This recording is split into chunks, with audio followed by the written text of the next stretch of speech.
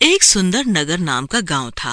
वहाँ एक लड़की रहती है जो घर के बाहर शौच करने से होने वाली गंदगी से बीमारी के कारण मर जाती है और उसकी आत्मा भूत बनकर भटक रही होती है। फिर एक दिन उसी नदी किनारे प्रेम और रूपा नाम के लड़का लड़की आते हैं। एक दिन, अरे प्रेम, शादी के बाद क्या तुम घर में टॉयलेट बनवाओगे? अभी तो मेरे घर में टॉयलेट नहीं है और मुझे उसके लिए घर से बाहर जाना पड़ता है। अरे ये क्या जानू, टॉयलेट और घर के अंदर? अरे टॉयलेट करने का मजा तो घर के बाहर ही है। वो ठंडी हवाएं, वो दोस्तों का लाइन में बैठना। अरे टॉयलेट का असली मजा तो घर के बाहर ही है। छी, कैसी बातें करते हो तुम कभी कभी। छी, मन खराब कर दिया मेरा तुमने। चल गंदे कहीं के। लो, इसमें गंदे की क्या बात है? मैं तो सच बोल रहा हूँ। प्रेम और रूपा ये बातें कर रहे होते हैं और पेड़ के पीछे से वही भूतनी रूपा की ये सारी बातें सुन रही होती है। कितनी सुंदर लड़की है ये। अगर मैं इसके शरीर में चली जाऊं तो बड़ा ही मजा आ जाएगा। और ये तो सफाई पसंद है, मेरी तरह इन गांव वालों से बदला भी ले सकूंगी जो यहाँ कहीं भी शौच करके चले जाते हैं। काफी देर हो गई है, रात भी होने वाली है। चलो घर चलते हैं। सुना है यहाँ कोई भूतनी रहती है। भूतनी? और यहाँ? यहाँ तो केवल मैं भूत हूँ और तुम मेरी भूतनी, और तो कोई नहीं। घर चलना है या नहीं? जाओ, नहीं तो मैं अकेले ही जा रही हूँ। अभी न जाओ छोड़ के कि दिल अभी भरा नहीं। अरे नाराज क्यों होती हो? चलते हैं जी। ऐसा कहकर वो दोनों चलने लगते हैं। वो भूतनी भी उनके पीछे पीछे चलने लगती है। प्रेम रूपा को घर छोड़ के अपने घर चला जाता है। फिर रात होते ही अजीब अजीब सी आवाजें आने लगती हैं और भूतनी आ जाती है और रूपा के शरीर में प्रवेश करने लगती है।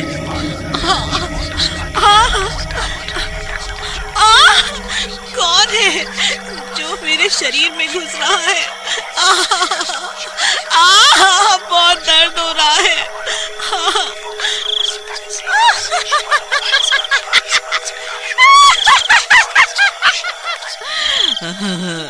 मैं नदी किनारे वाली चुड़ैल हूँ। अब तो मैं तेरे शरीर में रहूंगी और अपने जवानी के सारे मजे करूंगी जो मैं जिंदा रहते हुए नहीं कर पाई।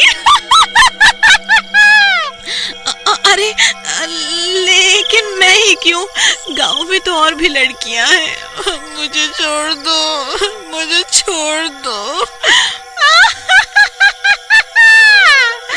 क्योंकि तुझे भी मेरी तरह गंदगी पसंद नहीं है।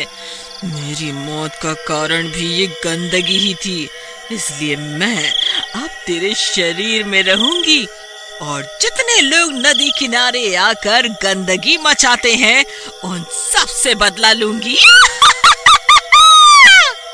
ऐसा कहकर वो भूतनी रूपा के शरीर में प्रवेश कर जाती है। अगले दिन रूपा की सहेली पूनम रूपा को सुबह सुबह शौच के लिए लेने आती है। वहाँ भूतनी बनी रूपा भी उनके साथ चलने लगती है। इतने में रूपा की सहेली पूनम रूपा को बोलती है, अरे ओ रूपा, आज तो चुप चुप चल रही हो, क्या हुआ? लगता है पेट में दर्द है, प्रेशर तेज है क्या? और ये मुंह क्यों ढक रखा है? आज तुझे बड़ी शर्म आ रही है। रूपा अपना घूंघट उठाती है। चुप कर, ज्यादा हंसी आ रही है क्या? बहुत गंदगी फैलाती है तू। ऐसा कह के भूतनी बनी रूपा पूनम पे हमला कर देती है। अरे मर गई रे, मर गई। अरे मर गई रे, मर गई। कोई तो बचाओ, बचाओ मुझे। और उसे मार डालती है। फिर रूपा वापस अपने घर चली जाती है। अगले दिन फिर रूपा की दूसरी सहेली प्रिया उसे सुबह सुबह बुलाने आती है और आवाज लगाती है, रूपा, ओ रूपा, चलना नहीं है क्या? चलना है, इसलिए तो मैं यहाँ आई हूँ। वाह, क्या शिकार है, इसे भी मार दूंगी। हाँ। इस तरह भूतनी प्रिया को भी जंगल में ले जाकर मार देती। वहीं गांव में हो रही रोज रोज इन मौतों से दुखी होकर गांव वाले एक जगह जमा होते हैं। धनिया भैया, हम सोचा था कि क्यों ना हर औरत के साथ उसका मर्द जाए, ताकि पता तो चले कि माजरा का है और ये सब मौत काहे को हो रही है। बात तो ठीक कहा था भाई, लेकिन ये सब औरत मानेगी? वैसे तो जैसे हमारे सब बात तुम मानत हो जी। एक तो टॉयलेट तो बनता नहीं घर में, कब से बोलत है, मार के लाठी तो हर कपाट फोड़ दे ही। अरे भगवान, गुस्सा काहे करती हो, बनवा तो दे, लेकिन जो मजा खुले में है वो घर में कहाँ?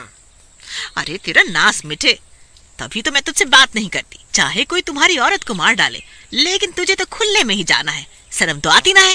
अरे भाई, अब तुम दोनों मत लड़ो। देखो, ये बहुत ही सीरियस मैटर है, समझो, कई लोगों की जान जा चुकी है इसमें। दोनों फिर चुप हो जाते हैं और गांव वाले योजना के अनुसार अपनी अपनी बीवियों के साथ शाम को शौच के लिए जाने के लिए तैयार हो जाते हैं। सबसे पहले इत्तेफाक से धनिया का ही नंबर पहला आ जाता है। अरे हाय रे फूटी किस्मत, सचुरा अपना ही नंबर पहले आना था क्या?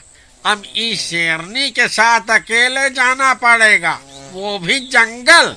चलो अब साथ में, बहुत गांव की लड़कियों को अकेले ताड़ते रहते हो। हाँ, दोनों जंगल जाते हैं और धनिया की बीवी शौच के लिए झाड़ियों के पीछे चली जाती है। तभी वहाँ रूपा घूंघट निकाल कर जा रही होती है। उसे अकेले देखकर धनिया बोलता है, आज तो मजा आ गया। हाय हाय रे, लगता है ये गांव की हीरोइनी अकेले ही जात है। क्या चीज है यार। अजी सुनती हो, हम भी खड़े हैं राहों में, कौनो मदद चाहिए तो हम आए। रूपा रुक जाती है और धनिया की तरफ आती है और धनिया के पास जाकर बोलती है, क्या हुआ राजा, तूने मुझे आवाज लगाई क्या? वो अपना घूंघट हटाती है और भूतनी अपने डरावने रूप में आ जाती है।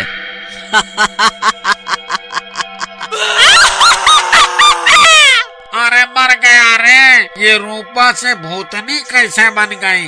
भागो रे भागो, भागो रे बच्चा। और धनिया भागने लगता है। तभी उसकी बीवी भी झाड़ियों से निकलती है। अरे ये क्या शोर मचा रखा है, तुमसे तो एक काम भी ठीक से नहीं होता है। अरे चुड़ैल जब देखो मेरे पीछे पड़ी रहती है। वो देख, तेरी माँ असली की चुड़ैल आ गई। धनिया की बीवी चुड़ैल को देखती है और डर के मारे भागने लगती है, लेकिन चुड़ैल उनके आगे आकर उनका रास्ता रोक लेती है। क्या लगता है तुम दोनों को, तुम क्या मुझसे भाग सकते हो? मैं तो कीचड़ चुड़ैल हूँ, जहाँ भी गंदगी होगी वहीं मैं आ जाऊंगी।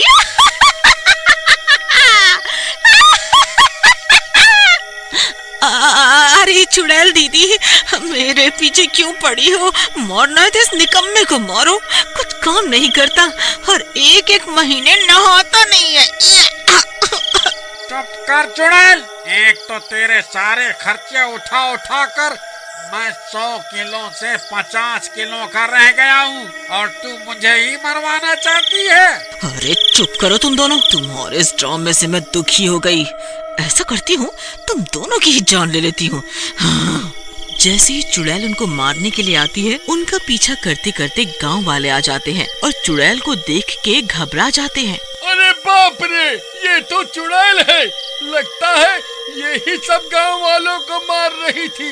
अरे लगता है ये रूपा के अंदर समा गई है। आओ आओ गाँव वालों, मैं इस रूपा के शरीर में समा गई हूँ और जब तक तुम लोग खुले में शौच करोगे, मैं तुम सब लोगों को ऐसे ही मारती रहूंगी। ऐसा कहकर वो चुड़ैल धनिया को उठा लेती है और मारने लगती है।